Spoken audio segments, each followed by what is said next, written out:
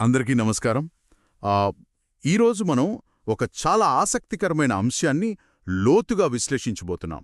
మన దగ్గరున్న sources, research notes, అలాగే ఒక డీటెయిల్డ్ వీడియో ఆధారంగా చూస్తే మనం మాట్లాడుకోబోయే టాపిక్ అనగానే మనకందరికీ వెంటనే గుర్తొచ్చేది రంగులు, వాటర్ బలూన్లు, సందడి. అదేనండి, హోలీ పండుగ. అవును, హోలీ అనగానే ఒక ఫన్ అండ్ సెలబ్రేషన్ మూడ్ వచ్చేస్తుంది అందరికీ. కరెక్ట్. అయితే ఈ ఆధారాలను మనం కాస్త నిశితంగా గమనిస్తే ఇది కేవలం ఒకరిపై ఒకరు రంగులు చల్లుకునే పండుగ మాత్రమే కాదు అనిపిస్తోంది. అంటే దీని వెనుక చాలా పెద్ద పురాణగాథలున్నాయి, వాతావరణ మార్పులున్నాయి, ఇంకా ముఖ్యంగా మన శరీరం లోపల జరిగే రసాయన చర్యలకు సంబంధించిన చాలా పెద్ద సైన్స్ దాగి ఉంది. ఎగ్జాక్ట్లీ.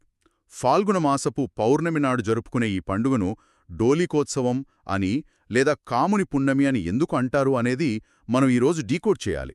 అలాగే వాతావరణ మార్పులకి మన బాడీకి ఉన్న కనెక్షన్ ఏంటి అనేది కూడా ఈ సోర్సెస్ చాలా స్పష్టంగా వివరిస్తున్నాయి. నిజమే, మన పూర్వీకులు ఒక పండుగను ఎంత శాస్త్రీయంగా, ఎంత ఆలోచించి డిజైన్ చేశారో మనం ఈరోజు అర్థం చేసుకోబోతున్నాం. ముందుగా మనందరికీ బాగా తెలిసిన ప్రహ్లాదుడి కథతో స్టార్ట్ చేద్దాం. హిరణ్యకశిపుడు ఘోరమైన తపస్సు చేసి బ్రహ్మ నుండి ఒక స్పెషల్ వరాన్ని పొందటం, తాను మృత్యుంజయుణ్ణి అని గర్వపట్టం గురించి మన సోర్సెస్లో ఉంది గదా. అవును, ఇదంతా మనం చిన్నప్పటి నుంచి వింటున్నదే. పగలు కాని, రాత్రి కాని, మనిషి వల్ల కాని, జంతువు వల్ల కాని తనకు మరణం లేకుండా వరమడుగుతాడు. కాని అసలు సమస్య తన ఇంట్లోనే తన సొంత కొడుకు ప్రహ్లాదుడి రూపంలో వస్తుంది. ఆ పసివాడు ఎప్పుడూ విష్ణునామమే జపిస్తుంటాడు. ఎన్ని రకాలుగా భయపెట్టినా వినడు. సముద్రంలో పడేసినా, ఆఖరికి కొండలపైనుంచి తోసేసినా, ఏనుగులతో తొక్కించినా ప్రహ్లాదుడు ఏమాత్రం చలించడు గదా. అవును, ఇన్ని భయంకరమైన దాడులు జరిగినా ప్రహ్లాదుడి విశ్వాసం చెక్కుచెదరదు. అయితే ఇక్కడ మనం ఫోకస్ చేయాల్సిన పాయింట్ ఈ భౌతికమైన దాడులు కాదు. హిరణ్యకశిపుడు తన చివరి అస్త్రంగా తన చెల్లెలు హోలికను పిలిపిస్తాడు. ఇక్కడే అసలైన ఆసక్తికరమైన విషయముంది. ఈ హోలికా క్యారెక్టర్ గురించి సోర్సెస్లో ఒక అద్భుతమైన ఘట్టముంది. ఆమె దగ్గర అగ్నిలో కాలకుండా ఉండే ఒక దివ్య వస్త్రముంటుంది కదా. కరెక్ట్. ఆ వస్త్రాన్ని కప్పుకొని ప్రహ్లాదుణ్ణి ఒడిలో కూర్చోబెట్టుకొని మంటల్లోకి వెళ్తుందావిడ. ఆ సీన్ ఊహించుకుంటేనే చాలా ఉత్కంఠగా ఉంటుంది. ప్రహ్లాదుడు ప్రశాంతంగా ఓం భగవతే వాసుదేవాయ అని జపిస్తుంటాడు. అప్పుడు శ్రీమహావిష్ణువు నవ్వుతూ తన చేతికంటిన ఒక చిన్న ధూళిరేణువును ఉఫ్ అని ఊదడం, ఆ గాలికి వస్త్రం ఎగిరిపోయి ప్రహ్లాదుడికి కప్పబడటం, ఆ మంటల్లో హోలిక దహనమైపోవడం జరుగుతుంది. ఒక అద్భుతమైన దృశ్యమిది. ఇక్కడ ఆశ్చర్యకరమైన విషయం ఏమిటంటే దీన్ని మనం ఒక మెటఫర్గా చూడాలి. ఈ హోలికా దహనమనేది కేవలం ఒక రాక్షసి చావు గురించి కాదు, ఒక వ్యక్తికి ఉన్న అహంకారం, అధికారం ఎలా కాలిపోతుంది అనేదానికి ఇదొక ప్రతీక. అంటే హోలిక అనేది ఇక్కడ అధర్మానికొక సింబల్ అంటారా? అవును, ఖచ్చితంగా. ఆ మంటల్లో కాలిపోయింది ఒక ప్రాణి కాదు, ఒక అహంకారం. అగ్ని అనేది ఎప్పుడూ స్వచ్ఛతకు, శుద్ధి చేయడానికి ప్రతీకగా ఉంటుంది కదా. అధర్మం కాలిపోయి ధర్మం నిలబడిన రోజు అది. అందుకే ఆ ధర్మ విజయానికి గుర్తుగానే నేటికీ హోలీకి ముందు రోజు రాత్రి హోలిక బొమ్మను దహనం చేస్తుంటారు. ఓహో, సమాజానికదొక సైకలాజికల్ రిమైండర్ లాంటిదన్నమాట. మనలోని ఈగోని తగలబెట్టాలి అనేదే దీని అసలు ఉద్దేశం. ఎగ్జాక్ట్లీ. ఇదే తరహాలో మనలోని కోరికల దహనం గురించి ఇంకో కథ కూడా సోర్సెస్లో మనకు కనిపిస్తుంది. హోలీని కొన్ని చోట్ల కాముని పున్నమి అంటారు కదా. అవును, కాముని పున్నమి. సతీదేవి వియోగంతో శివుడు వైరాగిలా ఘోర తపస్సు చేసుకుంటుంటే ఆ తపోభంగానికి దేవతలంతా కలిసి కామదేవుడిని, రతీదేవిని పంపి ట్రై చేస్తారు కదా. ఆ స్టోరీకి హోలీకి లింక్ ఏంటి అసలు? శివుడి తపస్సును భంగం చేయడానికి కామదేవుడు ఒక పూలబాణాన్ని సంధిస్తాడు. దాంతో కోపమొచ్చిన శివుడు తన మూడవ కన్ను తెరిచి కామదేవుడిని అక్కడికక్కడే భస్మం చేస్తాడు. ఆ తర్వాత రతీదేవి ప్రార్థనతో కామదేవుడికి భౌతిక శరీరం లేకుండా మానసికంగా మాత్రమే బ్రతికే వరాన్ని శివుడు ప్రసాదిస్తాడు. ఆ రోజే ఈ కాముని పున్నమి అని సోర్సెస్లో ఉంది. కరెక్ట్. ఇక్కడ దీన్ని మనం విశాల దృక్పథంతో చూస్తే మనిషిలో ఎప్పుడూ కామం, కోపం, రకరకాల అనవసరమైన కోరికలుంటాయి. గడ్డితో చేసిన కామదేవుడి బొమ్మలు దహనం చేయడమనేది మన మనస్సులోని వ్యర్థమైన కోరికలను, చెడు ఆలోచనలను అగ్నికి ఆహుతి చేసి స్వచ్ఛమైన మనస్సును పొందడానికి ఒక అద్భుతమైన ప్రతీక. అంటే ఒక రకంగా చెప్పాలంటే ఇది మెంటల్ డిక్లటరింగ్ అన్నమాట. మన మైండ్లో ఉన్న నెగటివ్ థాట్స్ని కాల్చేయడం లాంటిది. 100% అదే. అయితే ఇక్కడ నాకొక సందేహం వస్తుంది. పండుగలు అనగానే సాధారణంగా పెద్దవాళ్ల కంట్రోల్లో ఉంటాయి. పూజలు, ఉపవాసాలు, నియమాలు అన్నీ వాళ్లే చేస్తారు. కానీ హోలీకొచ్చేసరికి పవర్ మొత్తం, ఆ ఫ్రీడమ్ అంతా పిల్లల చేతిలో ఉంటుంది. పిల్లలు ఏది చేసినా ఎవరూ ఏమీ అనరు ఈ ఒక్కరోజు. అవును. దీనికి సోర్సెస్లో కృతయుగం నాటి ఒక రాక్షసి కథ ఉంది. ఆ రాక్షసి పేరు దుండి. ఆవిడొక విచిత్రమైన వరం పొందుతుంది. దేవతల వల్లగాని, ఆయుధాల వల్లగాని, వాతావరణం మార్పుల వల్లగాని తనకు మరణం రాకూడదు అని. ఆ గర్వంతోనే పిల్లలను పీడించడం మొదలుపెడుతుంది గదా. కరెక్ట్. కాని ఆమెకొక బలహీనత ఉంటుంది. ఒక మహర్షి ఇచ్చిన శాపం ప్రకారం పసిపిల్లల నవ్వులు, వాళ్ల అల్లరి కేరింతలు వింటేనే ఆమెకు మరణం సంభవిస్తుంది. ఈ పాయింట్ చాలా ఇంట్రెస్టింగ్గా ఉందసలు. పిల్లల నవ్వులకు ఒక రాక్షసి చనిపోవడమేంటి? దీని వెనకున్న ప్రాక్టికల్ లాజిక్ని పెద్దవాళ్లు ఎలా వాడుకున్నారు? ఫాల్గుణ పౌర్ణమి నాడు పెద్దలంతా కలిసి ఒక వ్యూహం పన్నుతారు. పిల్లల చేతుల్లో చెక్క కర్రలు పెట్టి పెద్ద పెద్ద శబ్దాలు చేస్తూ ఆనందంగా నవ్వుతూ అరుస్తూ ఉండమని చెప్తారు. పెద్దలేమో ఎండుటాకుల్తో మంటలు వేస్తారు. ఆ మంటల వేడికి, ముఖ్యంగా ఆ కల్మషం లేని పిల్లల ఆనందపు కేరింతలకు ఆ రాక్షసి గాలిలోనే బూడిదైపోతుంది. అవును.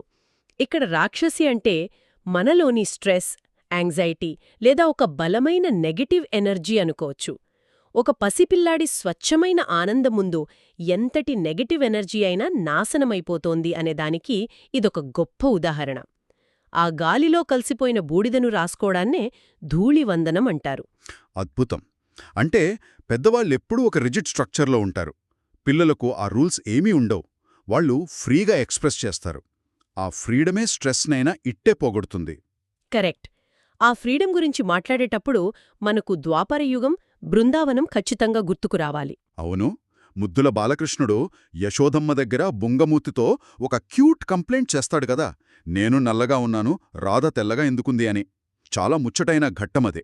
ఆ సమయంలో యశోదమ్మ ఇచ్చిన ఒక చిన్న సలహాయే ఈ రంగులాటకి అసలు నాంది. నీకు నచ్చిన రంగు తీసుకువెళ్ళి రాధముఖానికి పూయి అని చెప్తుందావిడ. అలా కృష్ణుడు రంగులు పట్టుకుని బర్సానాకు వెళ్లడం, వాళ్ల మధ్య మొదలైన ఆ రంగున ఆట క్రమంగా వ్రేపల్లె అంతటా వ్యాపించడం జరిగింది. దీనికి ప్రతిగా గోపికలు కర్రలతో అంటే లతీలతో కృష్ణుడిని, అతని స్నేహితులను తరిమికొట్టిన అల్లరి గురించి కూడా సోర్సెస్లో ఉంది. అవును.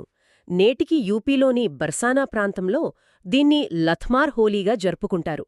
మహిళలు కర్రలతో కొట్టడం, పురుషులు ఢాళ్లతో రక్షణ పొందడం మనం చూస్తూనే ఉంటాం. భక్తికి, ఆ చిలిపి ప్రేమకు నిదర్శనమది. అంతేకాదు, ఇదొక సోషల్ బ్యారియర్స్ని బ్రేక్ చేసే సిస్టమ్ కూడా. అంటే సమాజంలో ఉన్న కట్టుబాటులను ఒకరోజుపాటు పక్కన పెట్టి అందరూ సమానంగా స్వేచ్ఛగా ఆడుకునే ఆట ఇది. ఎగ్జాక్ట్లీ. ఇదంతా పల్లెటూరి వాతావరణం, ఆ చిలిపి ప్రేమ గురించి.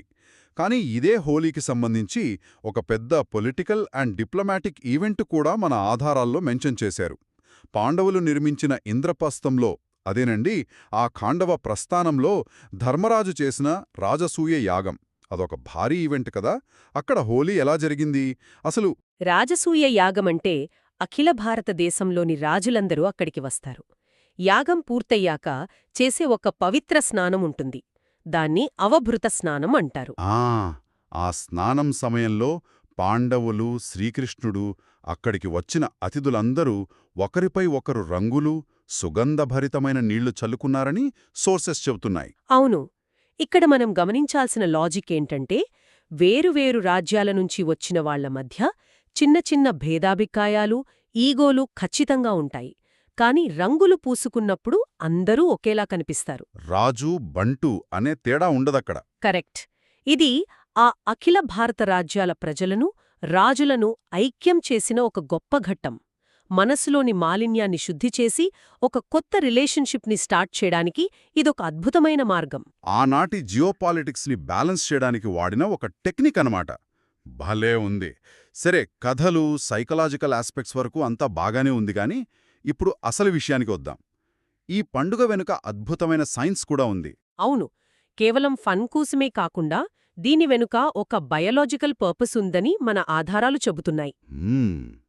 స్ప్రింగ్ సీజన్లో ఈ పండుగ రావడానికి అగ్ని, రంగులు వాడటానికున్న సైంటిఫిక్ రీజన్స్ ఏంటో ఒకసారి విడమర్చి చెప్తారా? వసంతకాలంలో చలి నుంచి ఎండకు వాతావరణం మారేటప్పుడు వచ్చే సమస్యల గురించి సోర్సెస్లో ఉంది కదా? ఖచ్చితంగా. మనం ముందుగా హోలికా దహనం లేదా కామదహనం గురించి మాట్లాడుకుందాం. వసంతకాలమనేది వాతావరణం చలి నుంచి ఎండకు మారే ఒక ట్రాన్సిషన్ పీరియడ్. ఉష్ణోగ్రతలు మారే ఈ సమయంలో వాతావరణంలో అనేక కొత్త బ్యాక్టీరియాలు, వైరస్లు పుట్టుకొస్తాయి. అవును, ఆ టైంలోనే జబ్బులెక్కువొస్తాయి. అందుకే ఆ సమయంలో గ్రామాల్లో కమ్యూనిటీ అంతా కలిసి ఒకే చోట భారీ ఎత్తున భోగిమంటల్లాగా ఈ హోలికా దహనం చేస్తారు. ఆ మంటల నుండి వచ్చే విపరీతమైన వేడి మన చుట్టూ ఉన్న పరిసరాల్లోని గాలిని శుద్ధి చేస్తుంది. ఒక రకంగా ఆ వేడి ఆ ప్రాంతమంతా ఒక పవర్ఫుల్ క్రిమిసంహారిణిగా పనిచేస్తుంది. గాలిని ప్యూరిఫై చేయడానికి ఊరంతా కలిసి వేసే ఒక పెద్ద స్టెరిలైజేషన్ ప్రాసెస్ అనుకోవచ్చు. మరి రంగుల సంగతేంటి? చలికాలం నుంచి ఎండాకాలానికి మారేటప్పుడు వచ్చే అకారణమైన జలుబు, వైరల్ ఫీవర్స్కి ఈ రంగులు చల్లుకోవడానికి కనెక్షన్ ఏంటి? చాలా పెద్ద కనెక్షన్ ఉంది. మనం పూర్వీకులు వాడిన సహజ రంగులు అంటే నేచురల్ కలర్స్ గురించి అర్థం చేసుకోవాలి. వాళ్ళు ఇప్పుడు మనం వాడే కెమికల్స్ వాడలేదు. పసుపు, వేప, కుంకుమ, మోదుగపూలు ఇవన్నీ వాడేవారు. ఇవన్నీ సహజమైన యాంటీబయాటిక్స్ కదా? ఎగ్జాక్ట్లీ. వీటితో రంగులు తయారు చేసి ఒకరికొకరు పూసుకునేవారు. దీని వెనక ఒక అద్భుతమైన మెడికల్ సైన్స్ ఉంది. మన చర్మం పైన కంటికి కనిపించని లక్షలాది చిన్న రంధ్రాలు లేదా పోర్స్ ఉంటాయి. అవును, చలికాలంలో ఆ పోర్స్ అన్నీ ముడుచుకుపోయి మూసుకుపోయి ఉంటాయి. కరెక్ట్. వాతావరణంలో కొద్దిగా వేడి పెరగగానే వసంతకాలంలో ఆ రంధ్రాలు ఓపెన్ అవుతాయి. ఆ టైంలో ఈ వేత, పసుపులాంటి న్యాచురల్ ఔషధాలతో చేసిన రంగులు చర్మానికి తగిలినప్పుడు ఆ చూర్ణం ఆ రంధ్రాల ద్వారా నేరుగా శరీరంలోకి ఇంకిపోతుంది. అంటే బ్లడ్ స్ట్రీమ్లోకి వెళ్ళిపోతుందన్నమాట. అవును. దీన్నే మోడర్న్ సైన్స్లో డెర్మల్ అబ్జార్ప్షన్ అంటారు. ఇవి లోపలికి వెళ్లి వాతావరణ మార్పుల వల్ల వచ్చే ఇన్ఫెక్షన్స్ని, చర్మవ్యాధులను నివారించడమే కాకుండా శరీరానికి ఒక న్యాచురల్ ఇమ్యూనిటీని ఇస్తాయి. వైరల్ ఫీవర్స్ని ఈ ఔషధ రంగులు చాలా సులువుగా అరికడతాయి. ఇది వింటుంటే నిజంగా ఆశ్చర్యంగా ఉంది. ఒక ఇంజెక్షన్ లేదా టాబ్లెట్ లాగా కాకుండా ఆడుకుంటూనే సరదాగా శరీరానికి మందునందించే ఒక తెలివైన పద్ధతిలా అనిపిస్తోంది. దీనికి తోడు మన ఆధారాల్లో ఇంకొక పదం వాడారు, సైకలాజికల్ ఎఫెక్ట్ అని. ఈ కలర్స్కి మన బ్రెయిన్కి ఉన్న లింక్ ఏంటి అసలు? వింటర్ బ్లూస్ అని వినే ఉంటారు మీరు. చలికాలంలో ఎండ తక్కువగా ఉండడం వల్ల చాలామందికి ఒక రకమైన డల్నెస్ లేదా మైల్డ్ డిప్రెషన్ వస్తుంది. ఎరుపు, పసుపు, నీలం లాంటి వైబ్రెంట్ రంగులను మనం సడన్గా చూసినప్పుడు మన మెదడులో ఎండార్ఫిన్లు అనే ఫీల్ గుడ్ హార్మోన్లు భారీగా విడుదలవుతాయి. ఓహో, ఇదొక షాక్ థెరపీలాగా పనిచేస్తుందన్నమాట. కరెక్ట్.